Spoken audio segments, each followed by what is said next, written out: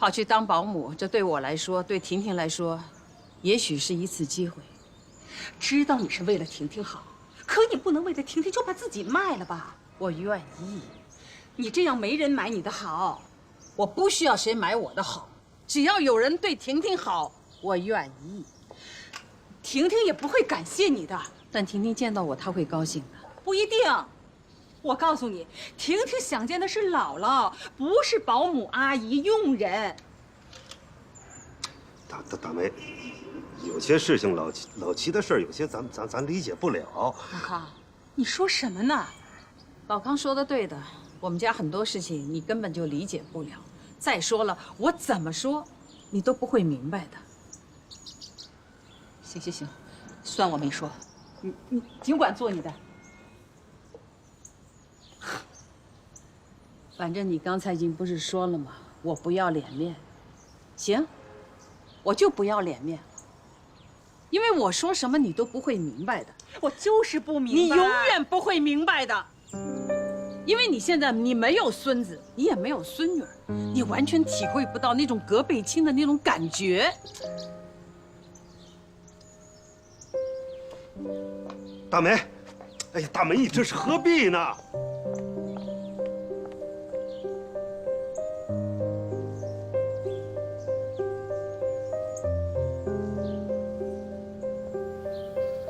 老齐啊，大梅说话直，你别往心里去。虽说这事儿呢，换了我，也不会像你那么做，可我能够理解，为了孩子，一切都是为了孩子，对吗？老康，有的时候我一直在想，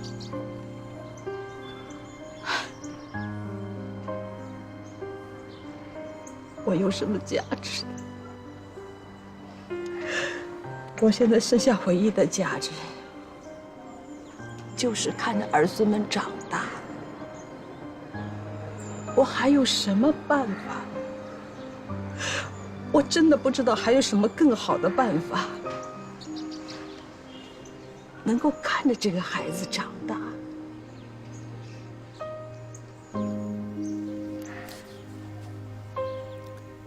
老齐啊，你的心情我能理解，能理解啊。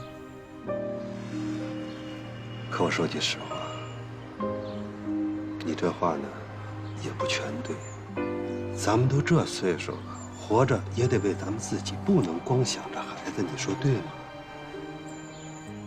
我做不到。好，你做不到，可你得想想啊，以保姆的身份去，真的对婷婷是好事吗？这是我想来想去一个唯一能够两全其美的办法。怎么两全其美了呢？你想啊，我先不说他奶奶爷爷会不会对他好，但至少我这个孩子他的生活习惯，我清楚，他的衣食住行、吃喝拉撒，我只要离他近一点，我就可以把这个孩子照顾得舒舒服服的。这个孩子可是太可怜了。是，那他也可以跟着你回来住吗？我何尝不想啊！你看看我家里的这个条件，上一次耳蜗的事情，食物中毒的事情，我害怕，我好害怕，我怕他在我这儿又出什么事儿。理儿是这么个理儿，可总有别的办法吧？老齐，你别激动，要不咱打电话跟丁雪商量商量。这个事情是一定不能让他知道的。我女儿那个驴脾气，谁受得了啊？是，这事儿绝不能让丁雪知道。既然你已经决定了，大梅那边我再劝劝她。不过老齐，大梅真的是关心你。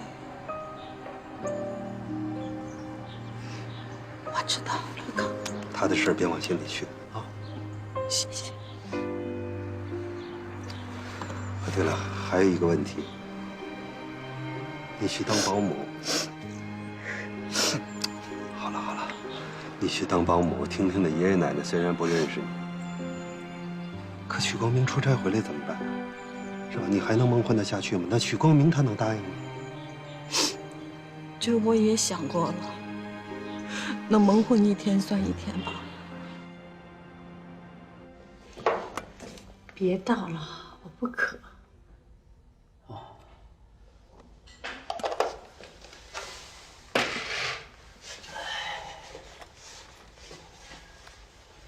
你带婷婷回去吧，我这儿没事，有护士在呢。再待会儿。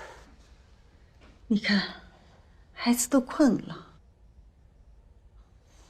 明天就不用来了。哪行了？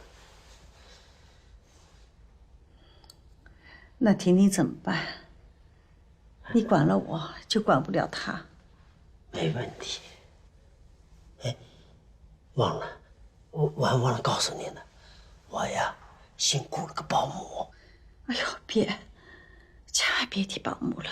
哎，一提到保姆2个字，我就心颤。这可不一样。还记得白天来的那女的吗？还有印象吗？我跟她聊了聊，这个不错，主要是她愿意来，而且呢，便宜，1个月才2000块。你住院期间还免费。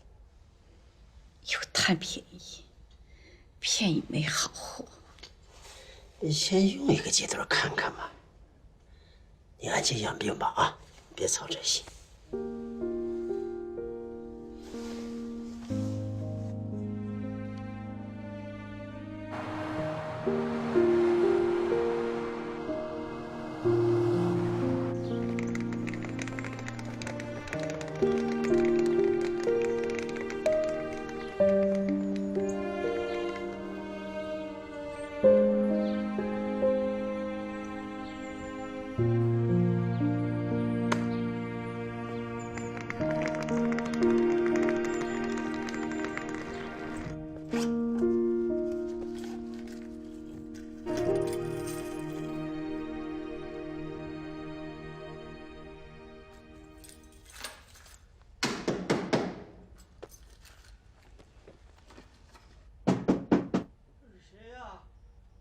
来，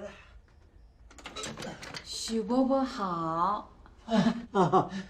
来得这么早啊？还早吗？你不是要到医院去照顾病人吧？我去了早市，把你早点带来了。好嘞，进吧。怎么，您这才起啊？昨天晚上呢，一晚上没睡着，挺累。今天还要去医院。哎，你姓什么来？我姓齐，你就叫我老齐就行了。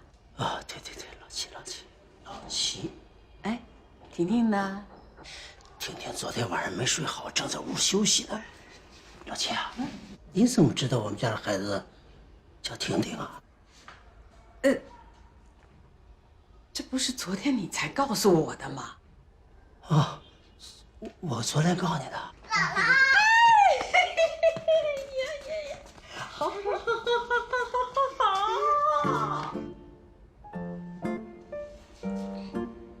他怎么叫你姥姥呢？是。你问我怎么知道她叫婷婷？其实我在你们小区里干活已经干了好多年了，像她这么大的孩子我都认识。就说你们家的小婷婷，她最懂礼貌了，每次见了我都叫我姥姥，是不是啊？为什么叫我姥姥？哎，人老了，孩子见了都叫姥姥，她就跟着叫姥姥。哎，婷婷啊，这是咱们家请来的保姆，愿意叫姥姥就叫她齐姥姥。好，我去休息了啊。哎，好，你先去睡会儿，补补觉吧。好嘞。姥姥，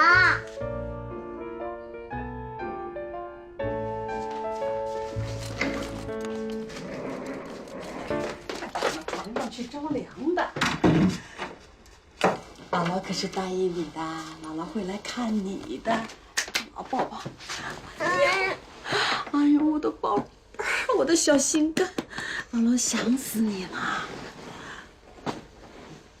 来，靠着。乖孩子。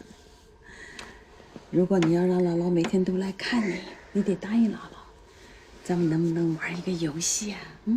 在外人面前你要装着你不认识我，我不是你的姥姥，我现在是你奶奶爷爷请来的一个保姆，好不好？不好。哦，你又不听话了。其实孩子啊，这游戏挺好玩的。你想一想，你在外人面前，你装作你不认识我，我不是你的亲姥姥，我是你奶奶爷爷请来的保姆。那在没人的时候，我才是你的姥姥，好不好？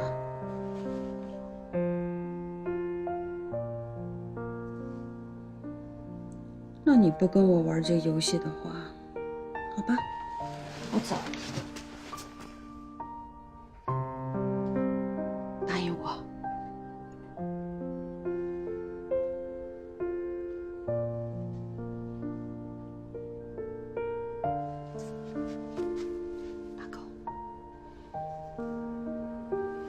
拉钩上吊，100年不许变。记住了，在外人面前，我不是你的亲姥姥，我是你奶奶爷爷请来的一个保姆。在没有外人的时候，哎呀，我才是你的姥姥。